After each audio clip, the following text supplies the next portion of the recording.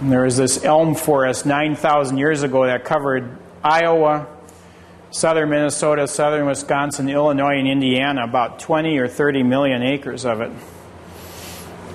And I think what happened here as the climate warmed and it reached its peak 7,000 years ago, the savanna and prairie advanced all the way out to Eau Claire, but because these are on peninsulae and lakes, they didn't burn.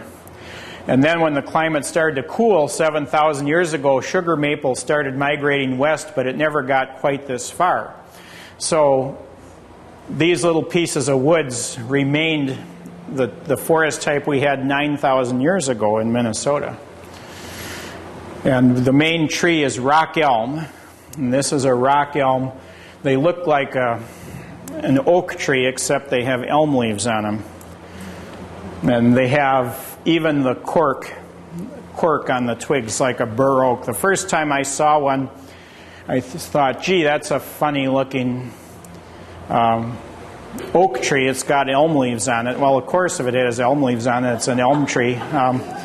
But it's rock elm, and these are the seedlings of it. It's very prolific seedling producer. But the fact that this exists right out on the edge of the prairie and is this very lush forest, maybe this is the analog for forests that we could have in the rest of the state in a warmer climate, and it's persisted for 9,000 years through all these big climate changes.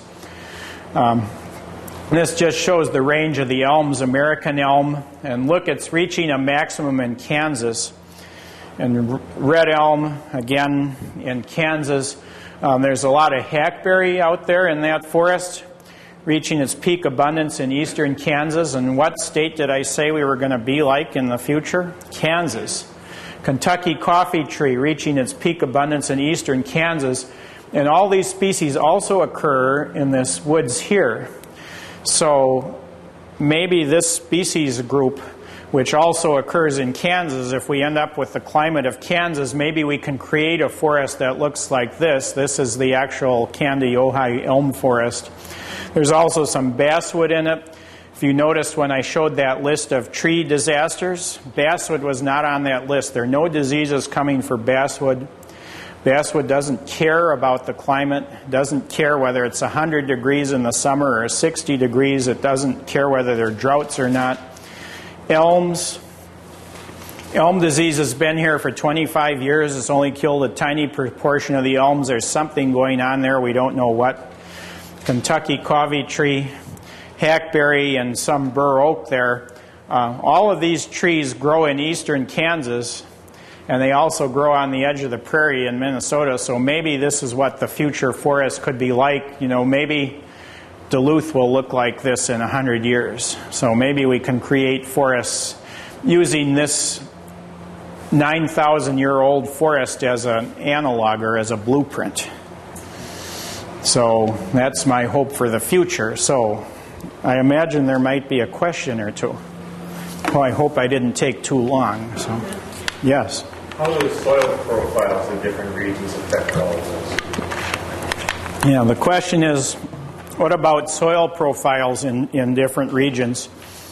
And yeah, actually I think why did it do that? I was going to show a picture again, but anyway.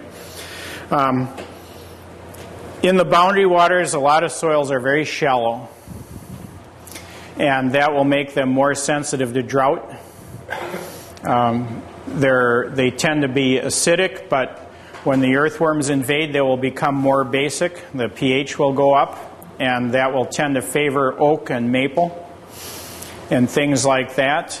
When you get down into southwestern Minnesota, you have a lot of very deep soils, and it's already grassland there. It'll probably continue to be grassland. But basically, I think the main lesson for global warming is there's a lot of variability in soil depth everywhere. Southeastern Minnesota, a lot of variability in soil depth. And you tend to get savannas on shallow soils on south slopes and big trees with more mesic forests on the flat slopes and the north slopes. Well, the dry part is going to expand. And it's going to expand the dry forest, the oak savanna is going to expand onto deeper soil. And it's going to expand more onto north slopes. So that niche with the oak and the grass is just going to expand onto deeper soils and more mesic soils, more loamy soils, and more north slopes. Right, and so the mesic stuff, or the moist stuff, will contract, and the dry stuff will expand its niche. Yeah. The coffee tree. Oh, Coffee tree? well, it was used as a substitute for coffee by the settlers, but it's not very good. Kentucky coffee tree is actually a native here. There's some sites right around this area where you can find it, usually on river bottoms, not in the floodplain, but just above the floodplain. And they were used by the Native Americans, and so whenever you find it, it usually means it was a Native American settlement site, and they like to use the beans as dice. So they brought it with them wherever they went. And the beans are about that long and that wide, and there are 4 or 5 seeds in each one. It's a very weird tree because it doesn't have any buds. There's no buds. The twigs just come to a blunt end, and then the new growth just comes right out of the twigs in the spring. I've seen that. And the bark has like little shells. It's like black cherry, only more pronounced. Yeah. And it's very resistant to a warmer climate, and the worms don't bother it, and there aren't any big diseases coming for that species. So, and it's a very nice tree. It has double compound leaves. So there's a central stem, and then there's stems coming off the central stems, and then leaflets on those stems. So a leaf can be like that big, but it's actually dozens of little leaflets. Yeah, they're very odd looking when you look up when you see them against the sky from the ground, because their leaves have such an odd shape. You know, they look like something you'd expect to find in Indonesia or something. Yeah. But they're very nice. They do sell them in nurseries. Yeah. Yes. I was wondering if you're a tree planting planner for 50 years down the line, would you use the recommendations you gave in your talk here? Yeah, I would. For this area, yeah, I would stick with bur oak. I would stick with Kentucky coffee tree, basswood. I would start getting into the disease-resistant elms. You know, and there are a lot of really good disease-resistant elms. And there are a lot of disease-resistant elms out in the forest, too. The Princeton elm was an elm that they discovered because it had a perfect vase shape. And they discovered it in the area near Princeton, New Jersey, so they named it the Princeton elm. And they started selling it in nurseries 90 years ago. And that was way before Dutch elm disease even came along. And those cities that use the Princeton elm still have all their elms because only a tiny fraction of them get elm disease. And there's even one neighborhood in Minneapolis that was planted to Princeton elm 50 years ago, and the trees are that big, and and they're perfect vase shape, which is why the nurseries were interested in them. And then there's the Mark Stennis just discovered what he calls the St. Croix elm on the St. Croix River, and which appears to be resistant. There are a lot of really good resistant elm trees now, and elms are incredibly resistant to a wide variety of climates.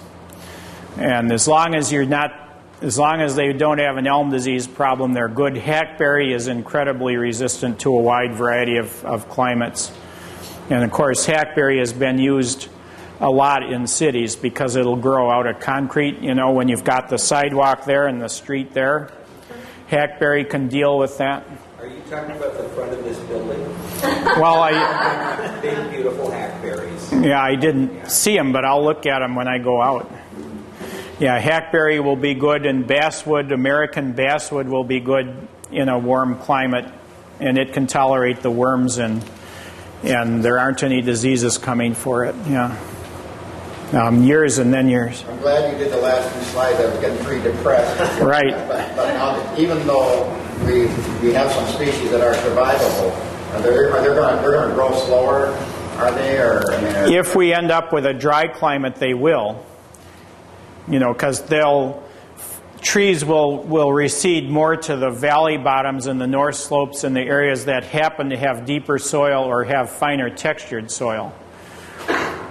and than they do now. You know, the colder and wetter the climate is, the more variety of soils a tree can grow on. You know, in northern Wisconsin, you can grow sugar maple on sand, and you can grow it on silt.